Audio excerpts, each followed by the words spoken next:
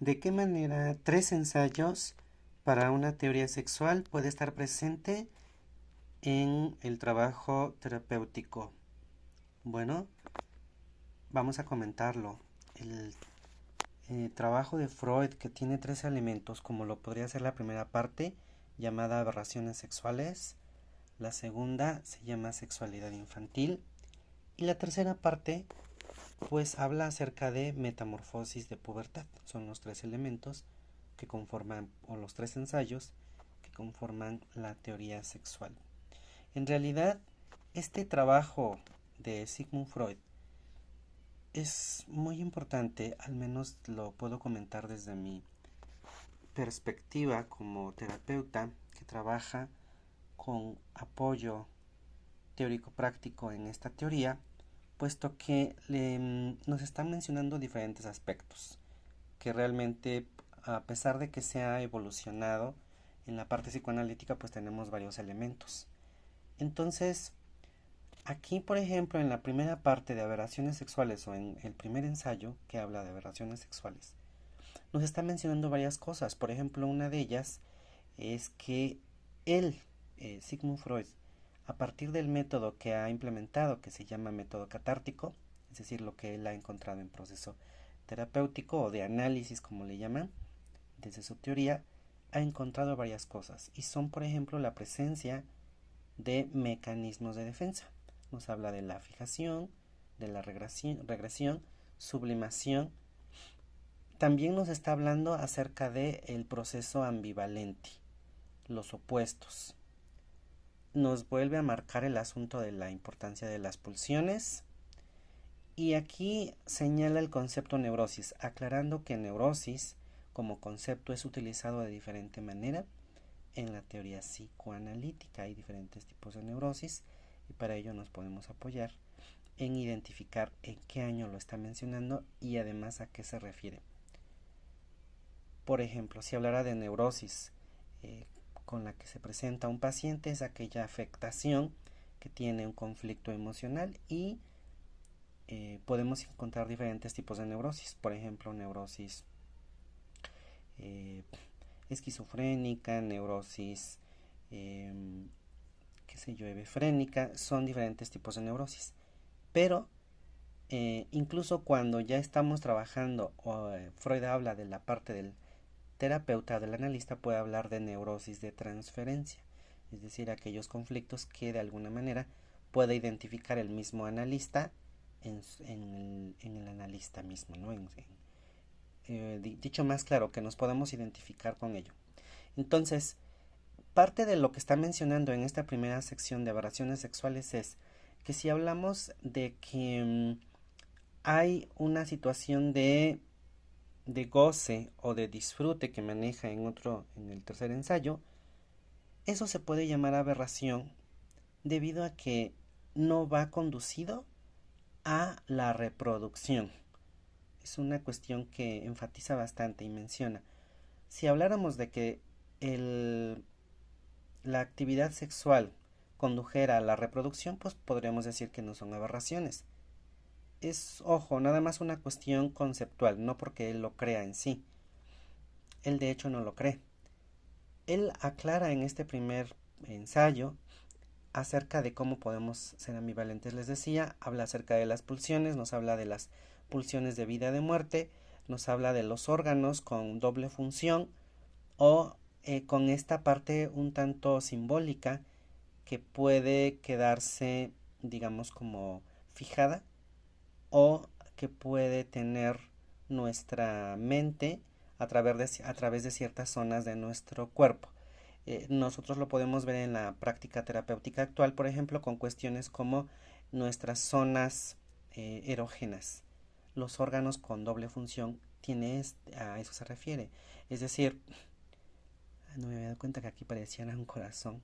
Entonces, el asunto es, por decir, la nariz, bueno, tiene la función de respirar, pero si está erogenizada o si está catectizada, porque ahí nos tocó la persona más amada, en este caso nuestra madre o quien nos cuidó, quizás o probablemente cuando tengamos, digamos, una pareja, vamos a sentir mucho placer cuando la pareja nos toque en esa zona y así en cualquier otra zona del cuerpo. También nos habla acerca de la parte de crueldad que puede ser activa o pasiva. Esto enfatizando acerca de las pulsiones pues que tenemos como seres humanos. Entonces me parece que aquí fundamentalmente en la primera sección, en el primer ensayo, está hablando de algunos mecanismos y que todo esto lo señala, lo ha encontrado a partir de los pacientes que ha identificado, donde ha encontrado diferentes tipos de neurosis y marca la ambivalencia y el asunto de la crueldad. Pasando al siguiente ensayo, el número 2, que es sobre la sexualidad infantil, podemos mencionar que habla acerca de ese desglose de desarrollo, iniciando desde los momentos arcaicos, que sabemos está conformado por diada, está también incluido aquí el asunto de la simbiosis y de el narcisismo primario, haciendo hincapié entonces en que somos o tenemos una predisposición perversa polimorfa. Perversa es porque busca placer en todo el cuerpo, tiene placer en todo el cuerpo. Y polimorfa es en cualquier forma, o sea, podemos tener placer de cualquier manera sin que tenga que ver una cuestión de coito adulto. Eso no sucede, solo el niño tiene mucho placer en todo su cuerpo y la libido se va posicionando en diferentes momentos. Pasa de estar en todo el cuerpo, por ejemplo, cuando es momento arcaico, ahora se va a la etapa oral, solo se posiciona en la boca, después se va al ano y así sucesivamente en las etapas. Aquí nos está hablando fundamentalmente de la etapa oral, que habla, bueno, de este chupeteo, que es el momento en el que el niño es un lactante, es decir, es amamantado por la leche de mamá, pero también él siente placer, él siente el disfrute, porque su libido está puesta en la boca, en los labios. Esto, como sabemos, detona o determina situaciones que el adulto, que esta persona cuando sea adulta, pues puede tener en caso de que no sea, digamos, transitado de manera completa o satisfactoria. Por ejemplo, pues puede desarrollar alguna adicción, puede ser alguien que hable mucho, puede ser alguien que fume, etcétera. En el caso de la etapa anal nos estamos refiriendo a pues ese momento como una etapa donde el niño cree que sus heces son un regalo, cree que es un hijo, el asunto de su excremento es un hijo que le puede brindar a la madre, pero que también aquí este asunto del hijo está ligado con la teoría de la cloaca. ¿Y en qué consiste o a qué se refiere la teoría de la cloaca? Es a que nacemos por el ano.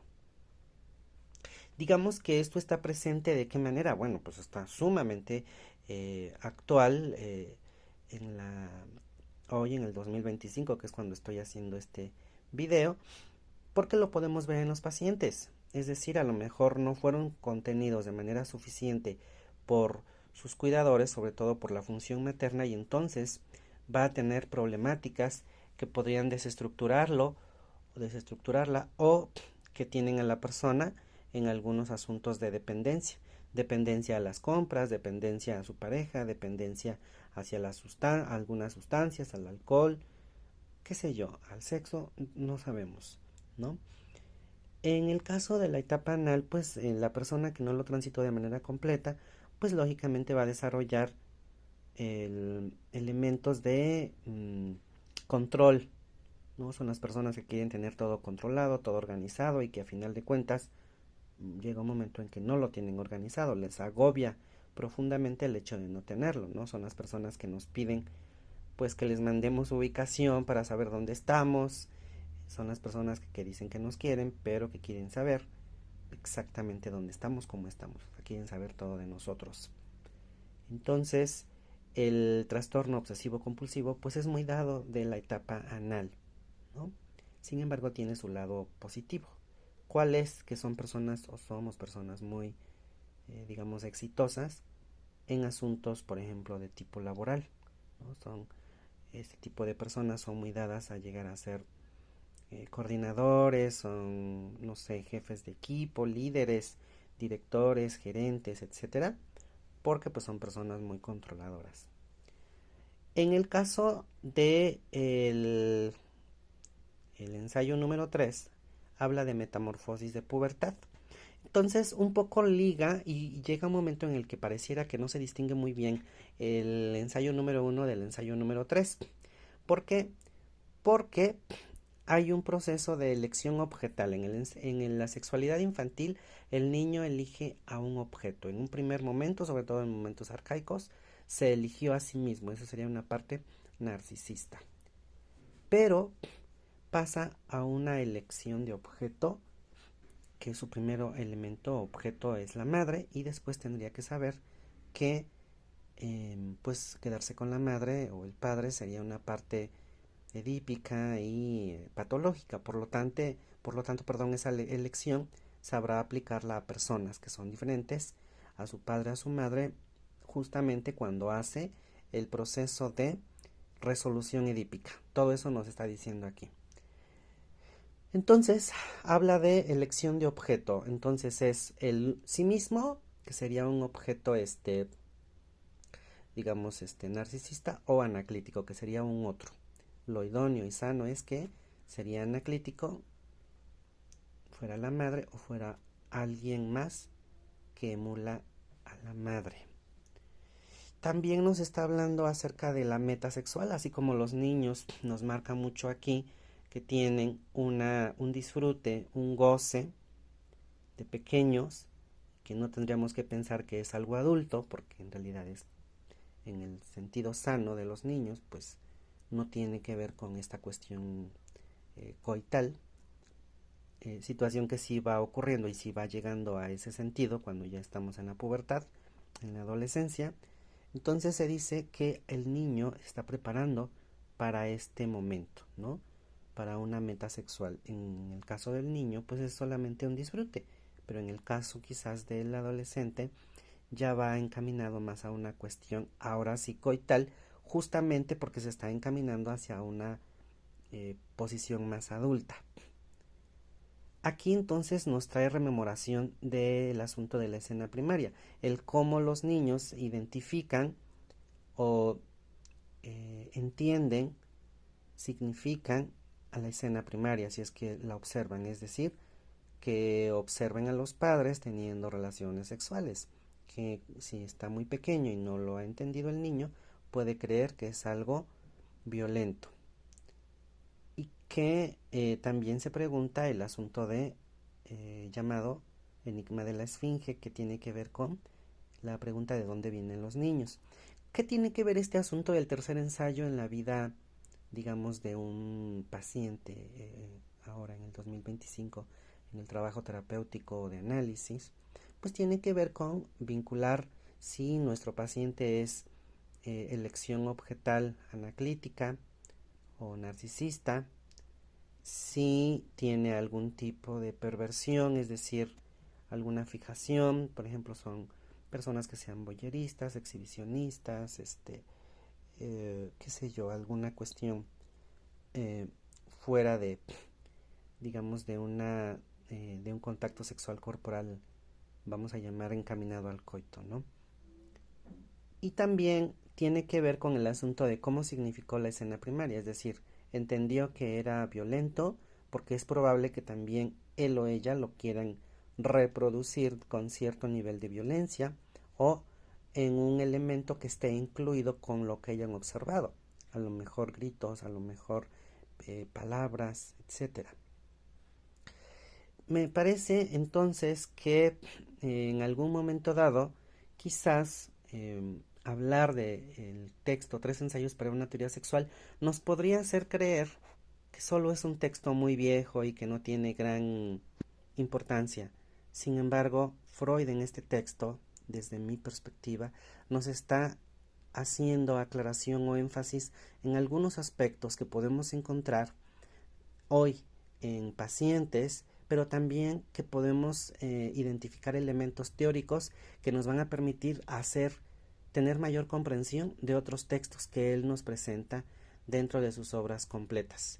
Y bueno, pues esta fue la idea al presentar el video. Muchas gracias.